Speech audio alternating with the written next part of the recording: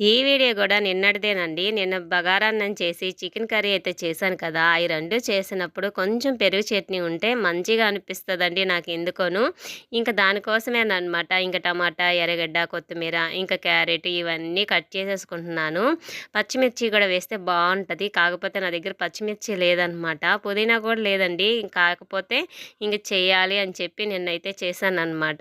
ఇంకా ఒక్కొక్కరు ఒక్కొక్క విధంగా చేస్తారు. నేనైతే ఇలా చేస్తున్నాను. దీనిలోకి కొంచెం దానిమ్మ గింజలు వేసుకున్నా కూడా టేస్ట్ అనేది చాలా బాగుంటుంది. అది కూడా లేదండి, ఎందుకంటే నిన్నే ఊరి నుంచి వచ్చాం కదా, కూరగాయలు అవి ఏమీ లేవన్నమాట. ఇంకా ప్రస్తుతానికైతే ఉన్న వాటితోటే చేసేస్తున్నాను అనమాట.